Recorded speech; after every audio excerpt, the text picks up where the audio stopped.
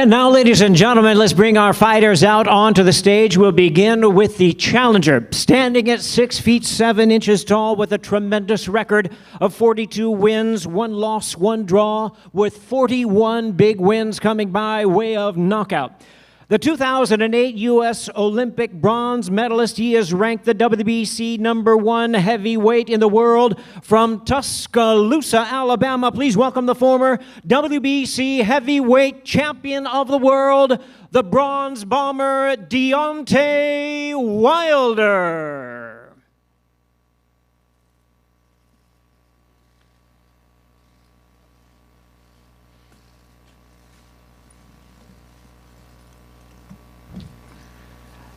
And now, ladies and gentlemen, his opponent is the defending champion, standing at 6 feet 9 inches with a record of 30 wins, no losses, 1 draw, with 21 wins coming by way of knockout.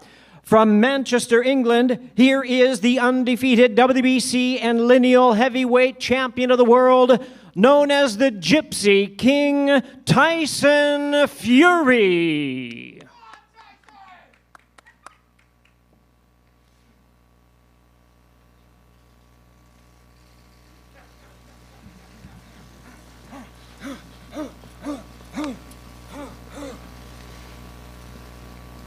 Champ is here. Don't mind if I do. Sit down right here.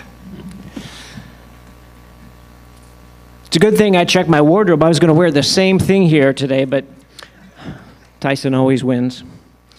Saturday, July 24th is the date. Highly anticipated third chapter for the heavyweight rivalry between Tyson Fury and Deontay Wilder. Fury looking to defend his WBC title against the former world champion and rival Wilder.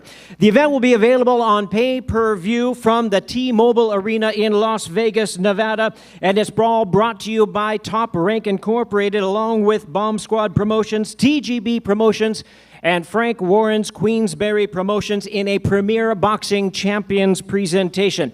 Want to let you know that tickets for the live event are available on T-MobileArena.com and AXS.com.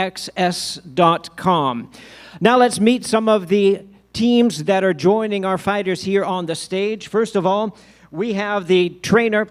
We'll go to the challenger side, longtime friend, former heavyweight great, and the new trainer for Deontay Wilder, Malik Scott. We'll have chances for Q&A for Malik Scott a little bit later on. And on the other side of the podium, we have the trainer for Tyson Fury, of course, a longtime and respected trainer from the Kronk Gym in Detroit, Sugar Hill Stewart, along with the Hall of Fame promoter, the one and only Bob Arum. Now, ladies and gentlemen, let's hear from our fighters. Without further ado, first of all, the challenger, former longtime heavyweight champion, known as the Bronze Bomber. He re-energized the heavyweight division when he captured the WBC title in January of 2015. He made 10 successful defenses of his title, won 9 of them by knockout. Known for his electrifying power, his knockout ratio is 93%, still standing as the highest for any heavyweight champion, current or past. Seeking to avenge his only loss, we invite him to the microphone at this time, the challenger, the Bronze Bomber, Deontay Wilder. Deontay, it's all you.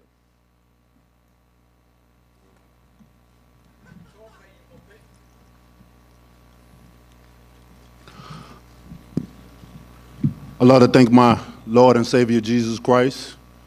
I'd like to thank my amazing team, and I'd like to thank my strong legal team as well. Look, enough said. Time to cut off his head. And come July the 24th, there will be bloodshed. Get your tickets now. I'll see you soon.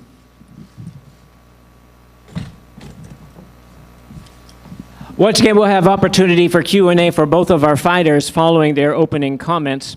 Now I introduce to you, my pleasure to introduce the defending world champion. He has held the lineal crown since dethroning Vladimir Klitschko in November of 2015. He has inspired millions across the globe with his comebacks both inside the ring and outside the ring as well. After their dramatic first fight ended in a draw, Fury knocked out Wilder in the rematch to capture the WBC heavyweight title. Once again, here's the undefeated WBC heavyweight champion of the world, the Gypsy King, Tyson Fury.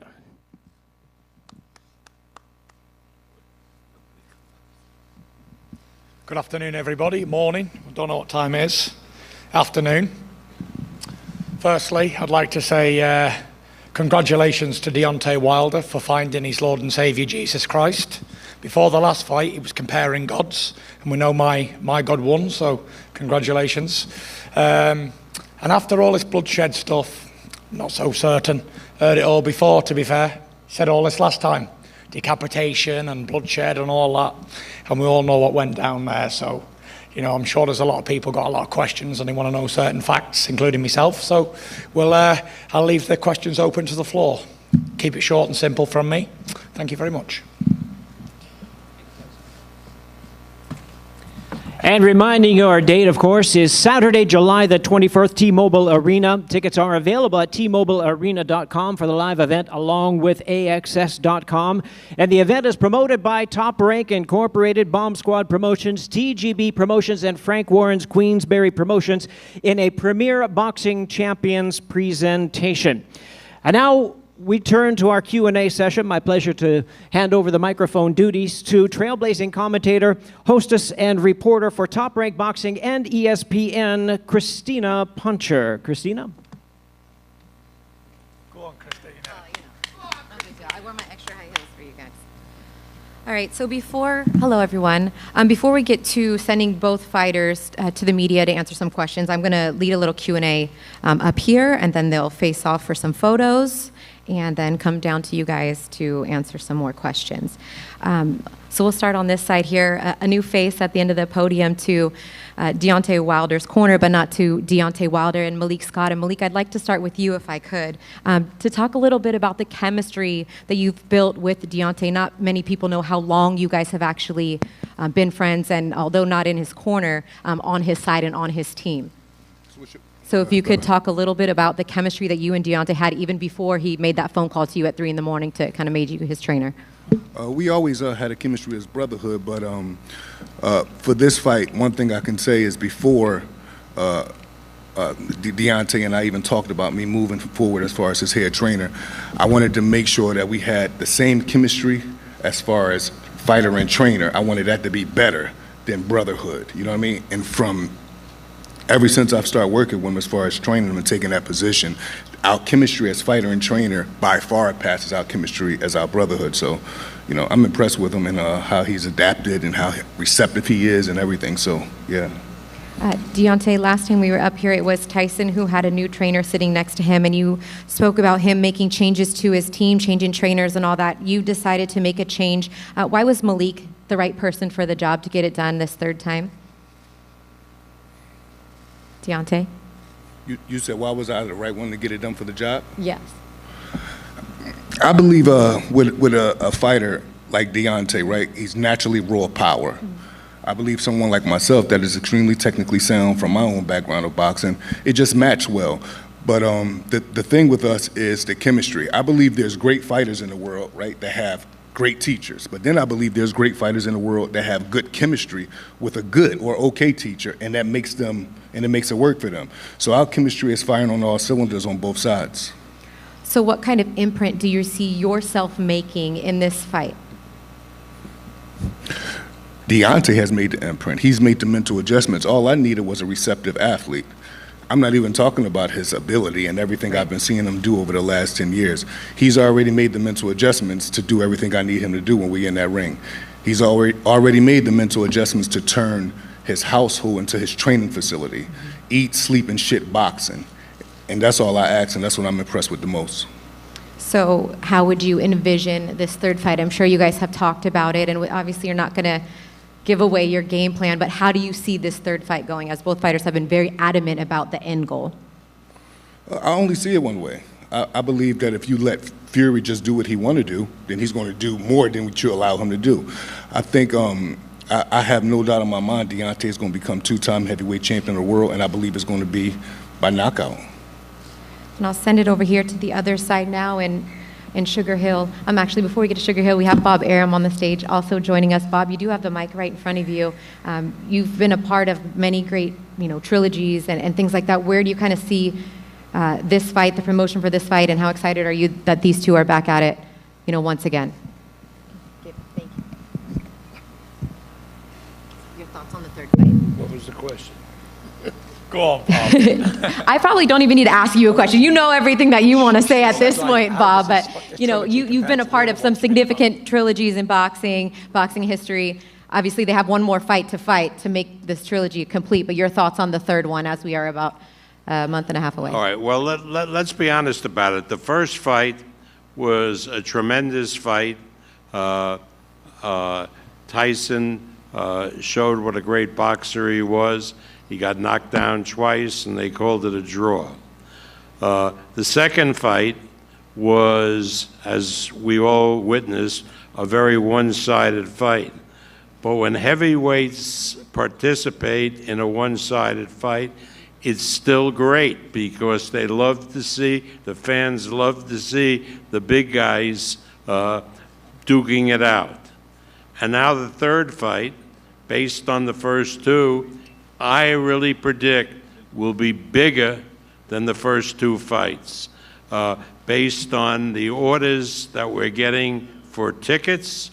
They far exceed what we did in the last fight, and I really believe that the pay-per-view, now that we all had the opportunity to watch that second fight, the pay-per-view is going to be bigger this time than it was last time, and we're happy that every restaurant is opening up around the country because the closed circuit action in the United States, they'll be shown in all the restaurants and bars, will be tremendous. There's a pent-up demand that the fans have, so I'm looking forward to a great fight, to a great event, and I think it's going to set all kinds of records for a heavyweight championship fight. Thank you, Bob. And over to Sugar Hill now. And Sugar Hill, you've had a lot more time this time with Tyson than you did for the last fight spent with him, not only in the gym, but in Miami, spending a lot of time together. How has that improved your chemistry leading into now this third fight, the amount of time you've been able to have together? The amount of time that we've had together since rejoining together, it hasn't done anything different for us. It's always been there. It's nothing new. And the only one thing that I really have to say is, over that time of training and working with Tyson Fury, he now has power to knock a man out with one punch. And that's something that I'm happy that he has now, along with his other boxing skills and everything else that he knows. His boxing IQ is one-punch knockout power. Tyson told everybody before the last fight exactly what he was going to do, whether the media and the fans believed it or not, and he stayed true to his word. Looking back on the fight, it was a masterful performance. What do you think that he can or needs to do differently, if anything? Land that punch. All right, Tyson, you and your sparring partners obviously getting ready for this fight for quite some time. How did you go from that switch, it being, and everyone thinking it was going to be Anthony Joshua one day, to 2 days later, here we are with Deontay Wilder? Yeah, it was a crazy roller coaster of fights, what was going to happen and what was not going to happen. But I always said you're never fighting somebody till you're in the ring opposite them. So it wasn't really hard for me. I never started training. I wasn't in training camp when all these negotiations were going on. So it was what it was. 1 minute I'm fighting one guy, next minute I'm fighting another guy. It's what I do. It's what I get paid to do. I get paid to beat up on people. Not a bad job, really. Yes. So, yeah, it's going to be Deontay Wilder. So, yeah, it's his turn again. Let him get another good hiding. And we'll see if he wants a fourth rematch after this one. Maybe a 7th, 10th, 72. Who knows? It might go on forever. I think a lot of people think we could be headed in that direction depending on how this fight goes. But look, we go through COVID. all this time outside of the ring, outside of fighting, long layoff, nothing that you haven't done before, but how do you continue to keep your mental health strong through everything that you've been going through in this point to get you ready for this third fight? Yeah, I just keep training, stay motivated. Every day I wake up's a blessing. I'm happy to be alive, you know. I'm happy to be living, being here right now, and I look forward to today. That's how I manage my problems. I don't look forward to the future. I'm not looking at the past. I enjoy today, the now, living in the moment type of person. I look forward to the challenge. I hope he's going to bring something different to what he did last time. Well, he needs to. Let's face facts. And let's hope he can give me a challenge. I know he's took on Malik, a very experienced guy in boxing. He's had a lot of professional fights himself. And let's hope he can bring the best out of Deontay Wilder, hopefully. Malik, with Tyson saying he's got to do something differently to get a different outcome, what is that you think that he needs to do differently when you look down and break down film? Well, when I look and break down film, I know you study, you're a student of the game as well. So. I don't feel as though this is not a thing of like so many different things Deontay have to do, because in my opinion, he wasn't able to do anything in the last fight. So it's about the mental adjustments he's made to the craft. And I think that's going to pay big dividends for him when you're in with a guy like Tyson Fury. You know what I'm trying to say? A lot of people have been seeing me and Deontay work, and they say, oh, they never seen him do this. They never seen him do that. Mm-hmm. These people haven't been seeing him in the gym. So we'll say Bermane Stiverne second fight. That whole camp before Bermane Stiverne the second fight, Deontay was boxing on his toes, doing all type of stuff. Before that, when we was getting ready for years back, I think it was Calvin Price. He was boxing on his toes. See, these are all things I've always seen and took notes and said to myself, if I ever get the opportunity to work with him, I'm just going to make the most things he do subconsciously, I'm going to make him drill those things. And that's what we do now. We repetitiously drill good things that most people haven't seen him doing in big fights. It's hard to take a fighter off his first professional loss, and then you have to sit there going through a lockdown and through COVID, and then we hear all these allegations and things like that coming out. So just things that you can do to kind of just even keep your fighter in line and focus at the task in hand. What was that kind of those last months like doing that? It wasn't really hard because like I've been telling the reporters, if we got out the ring with Fury in the second fight at 12:45, we was disappointed and we had a long talk and everything, but literally around 3 a.m. or 4 a.m., Deontay was already putting his plan into play on what he wanted done, how he wanted to, rededicate himself, how he wanted to do everything correct to get the title back. And he's done that, and I'm expecting him to win and win in grand fashion. Why do you think that Deontay doesn't want to answer any questions up here today? Well, number one, he's very stubborn. You know what I mean? Even though he's rededicated his life and everything to the craft, he's very stubborn. But like most legends or like most gifted people, they have their things with them. Like even Fury, he has his things with him. A lot of people think he's crazy. Most people that are like that, Marvin Gaye is one of my favorite artists of all time, musician-wise. He had his thing with him. Michael Jackson, these people have their thing with him.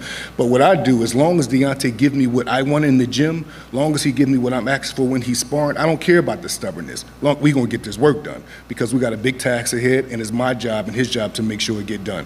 So perhaps even portraying a different demeanor considering what he came here to do. I mean, I asked him about answering questions, and he said, the talking is done. It's just time to do business and to put in work. So I'm going to send it over to Tyson. Now, what do you make of the fact that Deontay doesn't want to answer any questions? It shows how weak of a mental person he is, and how much of the beating from the last fight has took an emotional, physical effect on his life. I was worried about Deontay Wilder for quite a while after the defeat that I gave him, and obviously he's doing his little thing with his earphones on and he doesn't want to answer any questions. That's up to him, but I'm here to promote a fight and talk to the press, what I always do. So if Deontay Wilder doesn't want to commit to this press conference, let's me take Deontay Wilder's part. So I'll play double character if you want. Yeah, I'm quite good at doing these role-playing stuff. So I'll be Deontay Wilder and I'll be Tyson Fury, and we'll play a little game. So here's me taking as Tyson Fury. So he's employed Malik Scott to help him. And as Malik said, Wilder is a stubborn person, so he's got his own mentality and he wants to do things his own way. So to listen to other people is not what Deontay Wilder does. So no matter how much that Malik teaches Deontay's going to do what Deontay's going to do. That's wrong. That's wrong, Tyson. Deontay's going to do what he's going to do. He's been doing everything I've asked him and told him to do. Yeah, but like Mike Tyson said, everyone's got a game plan until they get punched in the mouth. Yeah, but you're talking about as far as training. He's doing everything. Yeah, he can plus do that, more. but in the real fight I'm talking about, he's going to do what he's going to do. He's going to revert straight back to type, 100%. As soon as he hits him with the first right hand, he's going to see red and he's going to I'm going to take his head off with Sugar this big Hill right. just said you're a one-punch knockout artist now, but there's no history of you knocking someone out with one punch. So that means when a fight gets started, or you want to go back he's going to go straight back to revert, 100%. You heard it here first. And another thing is, you can't expect him to do something that you couldn't do. Like what? Knock you out? Yeah, like that. Yeah, but me and you never fought, Tyson. You bust my eardrum when we sparred. We did spar, didn't we? And we know what happened there. You're a 260-pound man that can fight. You bust my eardrum the Exactly. first time we sparred. That's not something to brag about. You can fight. That's what you do. I know, but like you can't teach him to be some great fighter when you wasn't. Tyson, who's teaching him to be a great fighter? I'm adding on to everything that he do. Well, we were seeing the fight. No, real quick. The way I see it is, right, he's got rid of Mark Breland because Mark Breland's a cheater, whatever he said. And he's employed you. I think you've been working with him for a long time. I'm not here to disrespect you or anything because you're his trainer. You're not boxing. I'm not having a go at you. I'm just saying what I think at the moment. Like, everyone has this game plan of they're going to do something against me until they get in there.